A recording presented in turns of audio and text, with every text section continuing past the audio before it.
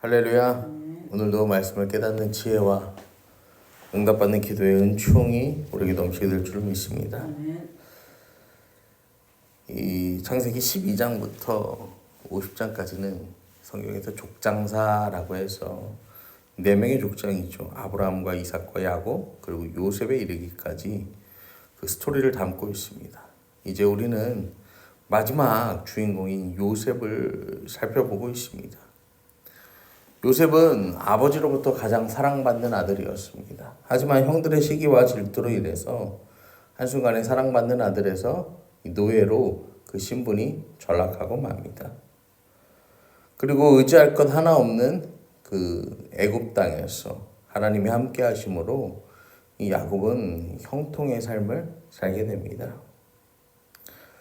그런데 문제는 여기서 끝나는 게 아니죠.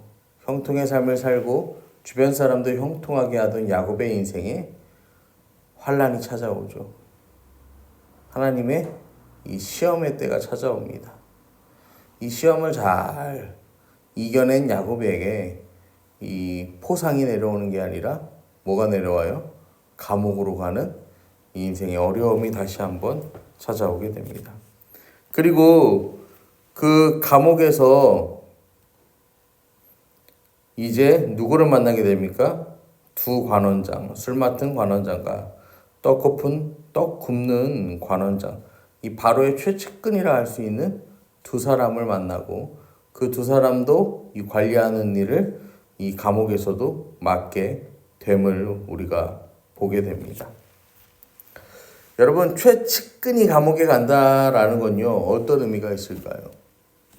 뭐 지금하고 시대가 조금 다르긴 하지만요, 이전에는요, 왕의 최측근이다라고 하면요, 웬만한 일은 다 용서해 줬을 거예요. 그럼에도 불구하고 이 두 사람이 감옥에 왔다라는 거는요, 왕이 대단히 노하였다라는 사실을 알 수가 있어요. 이 대단히 노하여 이 술 맡은 관원장과 떡 굽는 관원장이 이제 감옥에 갇히게 되는데, 이 관원장들이 여기서 꿈을 꾸게 됩니다. 5절부터 보시면 이제 그 꿈에 대하여서 이야기를 하는데요. 이 고대 근동의 사회에서 꿈이라는 것은 이 개인의 신상이나 어떤 미래를 점치는 이 초자연적인 징조로 이해를 했습니다.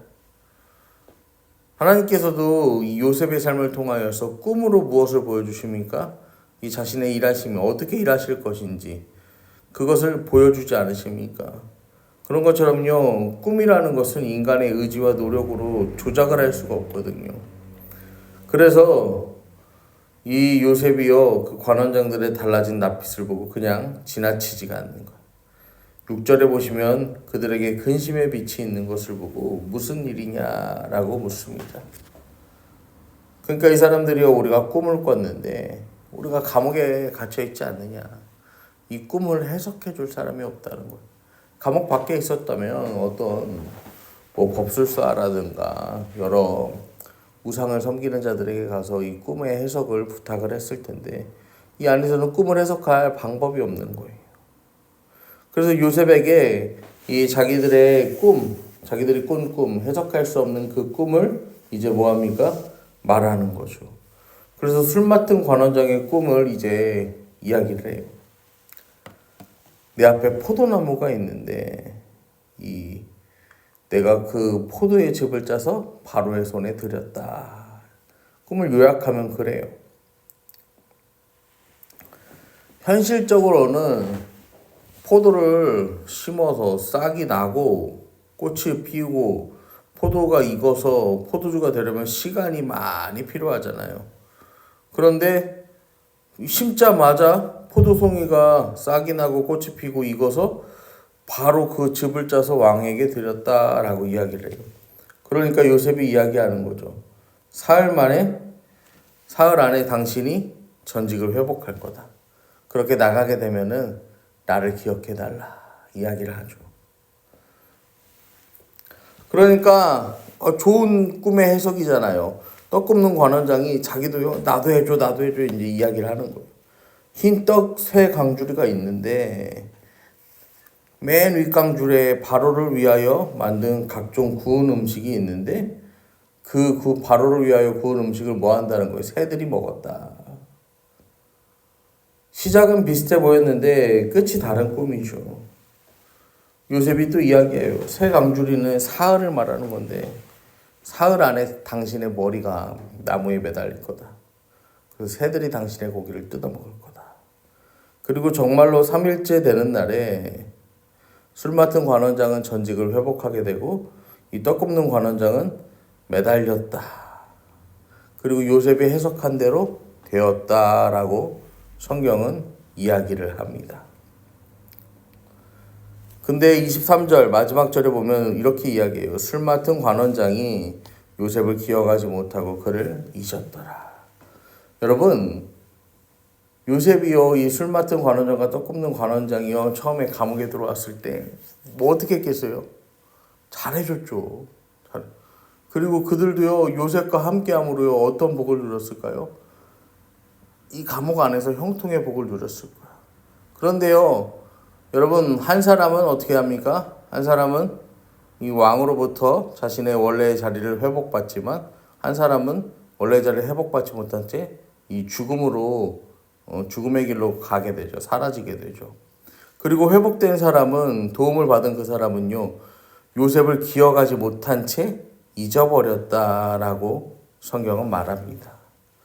여러분, 이 모습이요, 마치 우리의 모습과 크게 다르지 않습니다. 여러분, 우리는요, 하나님께 도움 받으면요, 하나님 우리 인생 도와주시면요, 하나님 우리 인생을 풍성하게 하시고 하나님 우리 인생에 동행하시면요, 하나님 너무 좋습니다. 그러면서 살아가요. 그런데요, 시간이 지나면 뭐 하냐면요, 내가 누리는 이 풍성함이, 내가 누리는 이 평안함이 당연한 것이 됩니다. 그리고 그것이 당연한 것이 될 때 또 뭐 하게 되는 거예요? 이것을 당연하게 여기는 그 순간에 뭐가 되는 거예요? 이건 더 이상 은혜가 아니게 되는 거예요. 내가 누려야 할 마땅한 것이라 여기는 순간에요, 내가 여태까지 누려왔던 것들, 내가 내 삶에 하나님께서 이루어 가신 모든 것들이요, 은혜가 아니라 그냥 내 삶에 당연한 것들이 되어버려요. 여러분, 하나님께서는요, 오늘도요, 말씀을 통해서 우리에게 말씀하십니다.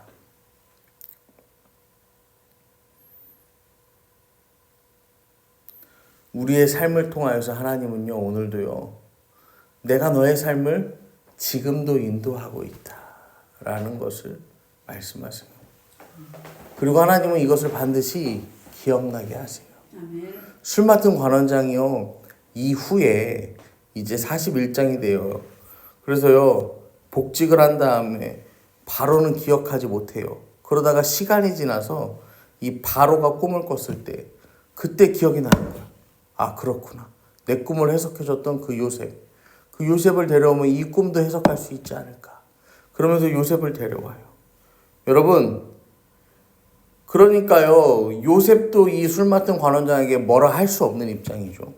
그리고 술 맡은 관원장도 뭐예요? 잊고 있었어. 그런데요, 일이 그렇게 될 수밖에 없게 하나님은요, 모든 상황을 뭐 하시는 거예요? 그렇게 몰아가셨다, 이끌어 가셨다라는 거죠. 여러분, 우리의 인생도 똑같아요. 하나님께서요, 왜 나를 여기로 이끌어 가시는지, 왜 내 삶을 이렇게 몰아가시는지요, 우리는요, 항상 깨어서요, 기도하고요, 하나님께 구하며 그 뜻을 알기를 기도해야 돼요. 여러분, 그렇지 않으면요, 그냥 뭐 하는 거예요? 오늘도 불만이고 내일도 불만인 거예요. 하나님 대체 나한테 왜 이러냐? 하나님의 인도하심이라고 생각하지 않고 그냥 원망과 불평만 쏟아내면요, 이게 뭐가 되는 거예요, 여러분? 아무것도 아닌 인생이 되어버리는 거예요.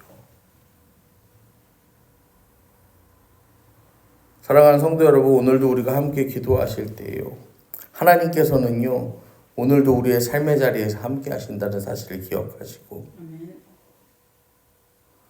우리의 삶을 통하여서 모든 것이 하나님의 은혜임을, 하나님께서 우리의 삶을 온전하게 이끌어 가심을 믿음으로 고백하는 하루가 되기를 간절히 축원합니다.